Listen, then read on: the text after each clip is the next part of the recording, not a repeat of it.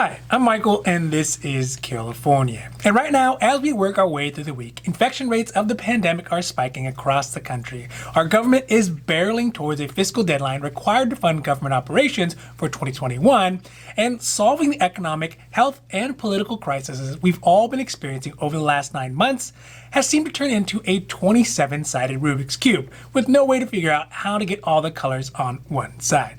But there are glimmers of hope emerging from the most recent positive results from Moderna's newest vaccine, as well as both sides of Congress calling for renewed stimulus package negotiations and an obviously clearer path forward for the U.S. as a whole. So today we are talking about renewed sentiments for stimulus package negotiations in Congress, Moderna's newest vaccine, and what it could mean for all of us over the next few months.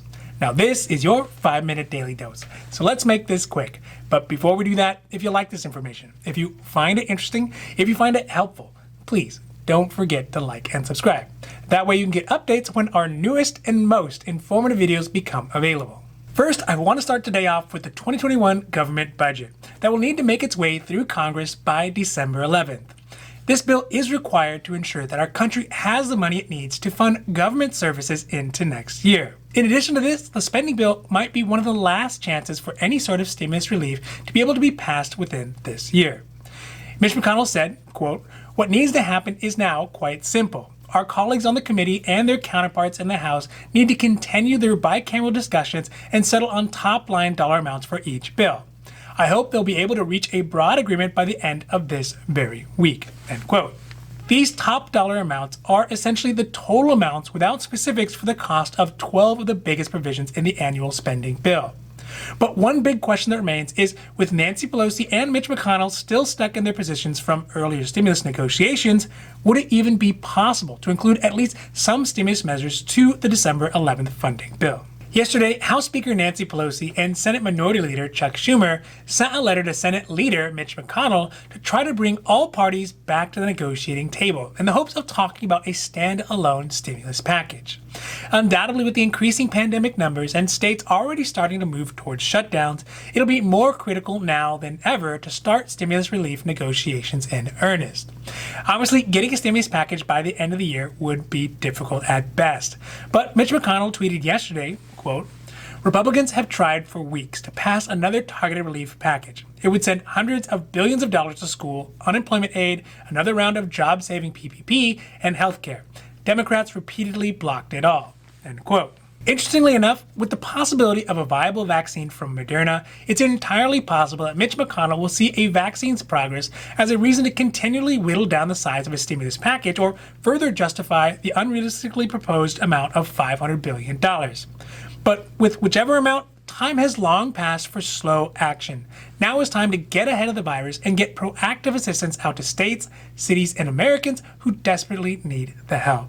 Finally, this week, vaccine maker Moderna announced that one of their vaccine candidate drugs is showing a 95% efficacy in most of its recent tests against the pandemic. Furthermore, Moderna CEO Stéphane Bancel said the company could get the first initial vaccines out to the American public starting as early as the end of December. Bancel said about the trial vaccine, quote, "It means that if you get the Moderna vaccine, you have a 95% chance of getting no disease. And if you do get it, you'll get a mild disease," end quote.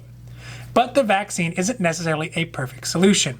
One potential problem is that the vaccine is best kept at -4 degrees Fahrenheit, but can be refrigerated for up to 30 days in a standard refrigerator and still be effective.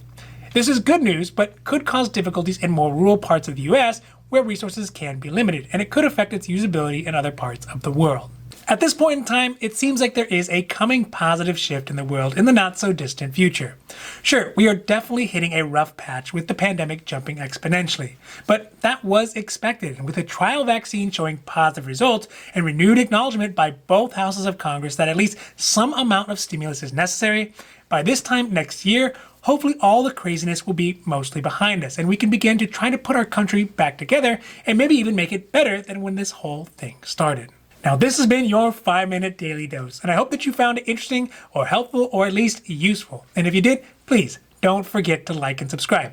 That way you can get updates when our newest and most informative videos become available. Also, we here at Carelifornia, we know health insurance. So if you have any questions about your health insurance, leave those down below. We'll be happy to make a new video or a new post as soon as we can. Now, other than that, I'm Michael, and this is Carelifornia, wishing you a happy, healthy